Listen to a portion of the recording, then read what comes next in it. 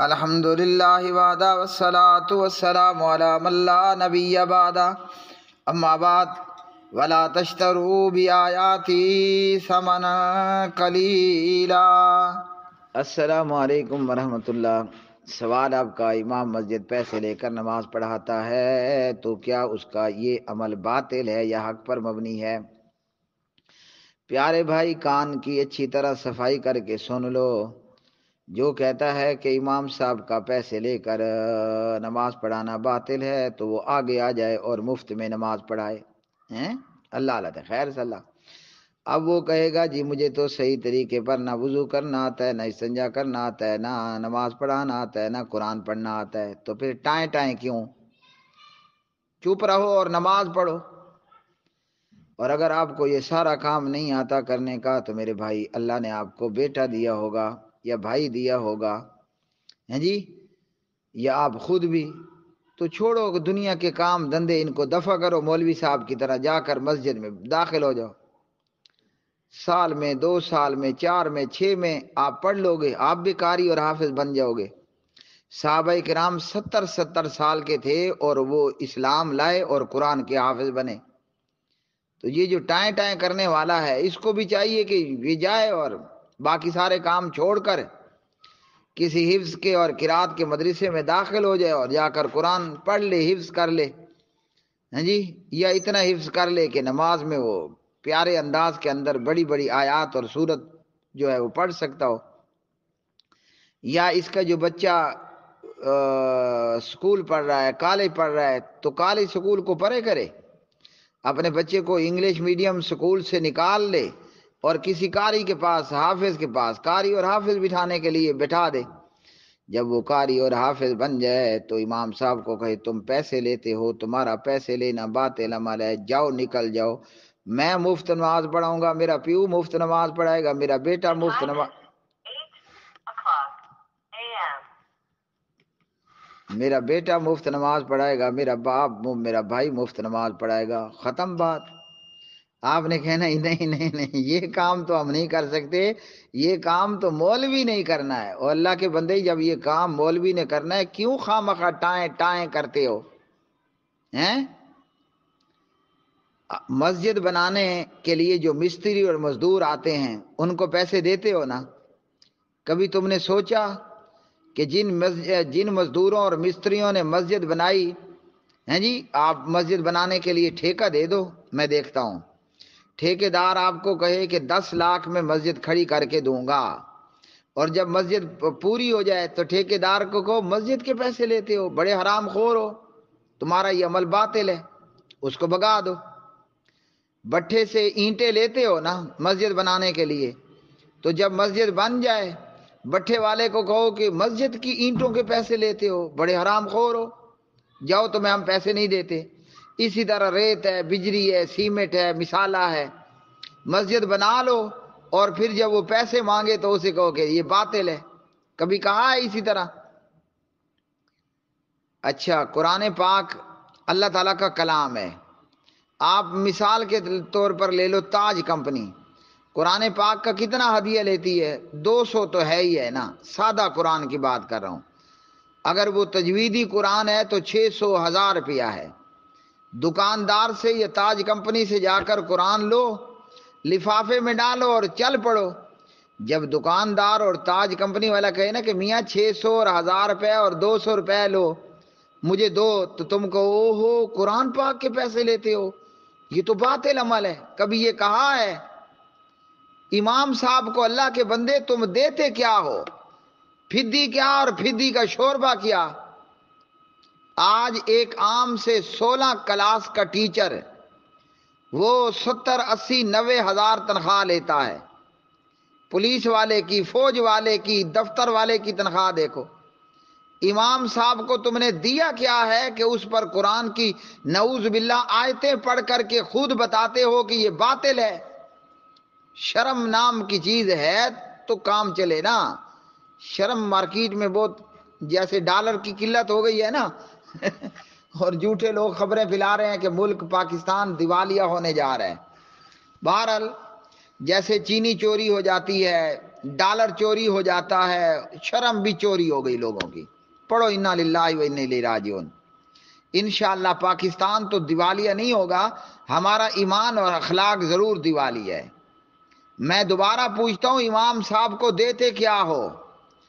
کیا 10 اور 15 ہزار میں تم اپنے بچوں کو قرآن مسجد کا امام بناؤ گے؟ میں اللہ کی قسم پریکٹیکل لوگوں کو دیکھ کر اور سن کر تمہیں بتا رہا ہوں. ایک آدمی کا بیٹا کو 15-16 کلاس پڑھ گیا تو اسے مل رہی تھی 30-40 ہزار کی نوکری. اس نے کہا یہ کوئی نوکری ہے؟ میں وہ نوکری اپنے بیٹے کو دلواؤں گا جس میں تنخواہ 1 لاکھ سے اوپر ہو، اور امام صاحب کو تم دیتے ہو 10-15 ہزار. تھکے سے تھکا ہوا مزدور، نالائق سطح کا مزدور بھی، ویسے سرکاری طور پر بھی یہ ہے کہ آپ مزدور سے 8 گھنٹے ڈیوٹی لے سکتے ہو. امام صاحب 24 گھنٹے 24 آور ڈیوٹی کرتا ہے، تنخواہ دیتے ہو 10 سے 15 ہزار، باتیں بناتے ہو بہت بڑی بڑی. کیا کریں؟ شرم چوری ہو گیا ہے. ہیں جی، جیسے ڈالر بلیک مارکیٹ ہو گیا نا، شرم بھی بلیک مارکیٹ ہو گیا ہے. اللہ اکبر. ہاں تمہیں 10 اور 15 ہزار دیتے ہوئے فتوے پوچھنے کی ضرورت پڑتی ہے. ایک سبجیکٹ پر 30-20 ہزار روپے ٹیچر کو ٹیوشن کے دیتے ہو، صرف 1 سبجیکٹ. ادھر کبھی سوچا کہ یہ ٹیچر حرام کی کمائی لے رہا ہے؟ غریب امام کے اوپر تمہاری نظر پڑتی ہے. میں 1 منٹ کے لیے تم ایسے لوگوں کے ساتھ ایگری کرتا ہوں. ایسا امام مسجد تنخواہ لیتا ہے، اس کا تنخواہ لینا حرام ہے، تو کیوں رکھا ہوا ہے؟ خود امام مسجد بن جاؤ، اپنے باپ کو، بھائی کو، بیٹے کو امام مسجد بنا دو نا، تاکہ یہ جو حرام کی امامت کروا رہا ہے اس کی چھٹی ہو جائے. میں دیکھتا ہوں کون آج کے دور میں 10 اور 15 ہزار روپے میں 24 آور ڈیوٹی کرتا ہے. لا حول ولا قوت الا باللہ. ایک عورت نبی پاک علیہ السلام کے پاس آئی اور آ کر کہنے لگا، اپنے آپ کو شادی اور نکاح کے لیے پیش کیا، آپ نے ریجیکٹ کر دیا. آپ صلی اللہ علیہ وسلم کی مجلس اور محفل میں ایک شخص کھڑا ہوا، یعنی آپ کا صحابی کھڑا ہوا، کہنے لگا یا رسول اللہ صلی اللہ علیہ وسلم میں شادی کرنا چاہتا ہوں. آپ نے فرمایا اسے مہر دینے کے لیے کوئی چیز ہے؟ اس نے کہا نہیں جناب، ہمارے لفظوں میں کہہ لو آئی ایم کنگلا، میرے پاس کچھ بھی نہیں ہے. تو پیارے نبی علیہ السلام نے فرمایا جاؤ گھر جا کر دیکھو کوئی شاید لوہے کی انگوٹھی مل جائے تو اسے حق مہر بنا کر ہم آپ کی شادی کر دیں گے. اتنا غریب صحابی تھا. میں جب آپ سے بات کر رہا ہوں نا، میری چھنگلی یا انگلی میں اس وقت 5 ریال کی انگلی ہے.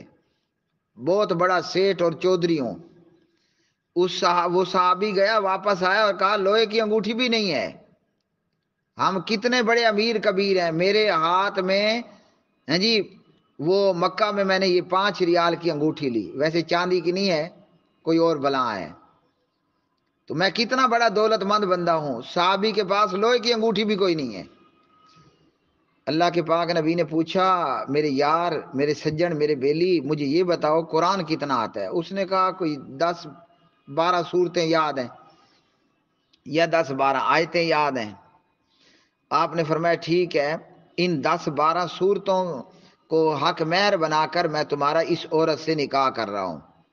اپنی دلہن کو نا یہ 10-12 سورتیں یاد کروا دینا، جاؤ تمہاری دلہن ہے، مزے کرو. ہیں سبحان اللہ. تو 9 یا 10 صورتوں پر اللہ کے رسول صلی اللہ علیہ وسلم نے کوئی 6 یا 7 فٹ کی سونی خوبصورت عورت اس کی بیوی بنا دی.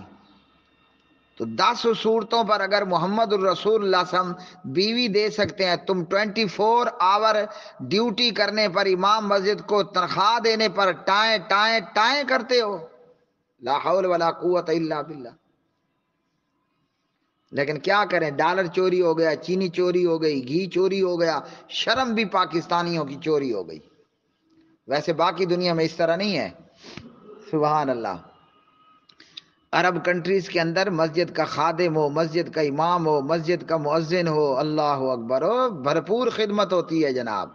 ہیں جی ہمارے ملک میں بھی ہیں اچھے لوگ، امام صاحب کو گاڑی لے کر دیتے ہیں، مولانا صاحب کرائے کی گاڑی پر آئے تو وہ کہے گا جناب آپ کرائے کی گاڑی پر کیوں آئے، لو جی میں آپ کو گاڑی لے کر دیتا ہوں۔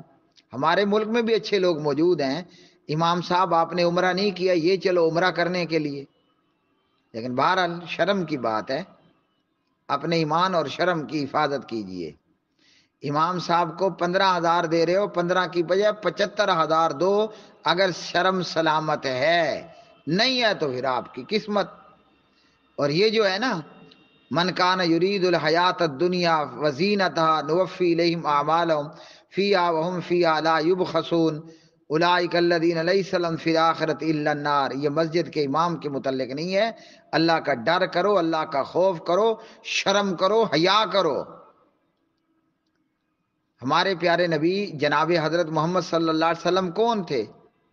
مسجد کے مسجد کے امام تھے، اور آپ کے مقتدی کوئی آپ کو جناب جو ہے خرگوش کی ران بیچ رہا ہے، کوئی آپ کو جو ہے دودھ بیچ رہا ہے، کوئی آپ کو پائے بھیج رہا ہے، تو کیا خیال ہے نبی پاک علیہ السلام نے واپس کیے ہیں جی کہ یہ باطل عمل ہے؟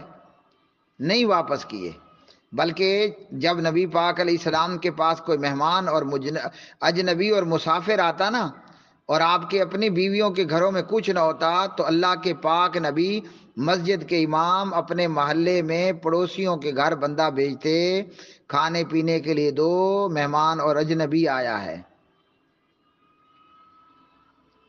تو آپ کا کام یہ ہے کہ امام صاحب کی جتنی ہو سکتی ہے خدمت کرو، لیکن بد نصیب بندے سے یہ نہیں ہو سکتا۔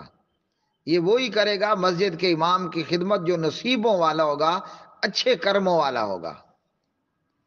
اللہ کرے کہ ہمارے ملک میں ڈالر اور چینی کی قلت بھی ختم ہو جائے، اور یہ جو شرم و حیا کی قلت ہے یہ بھی دور ہو جائے۔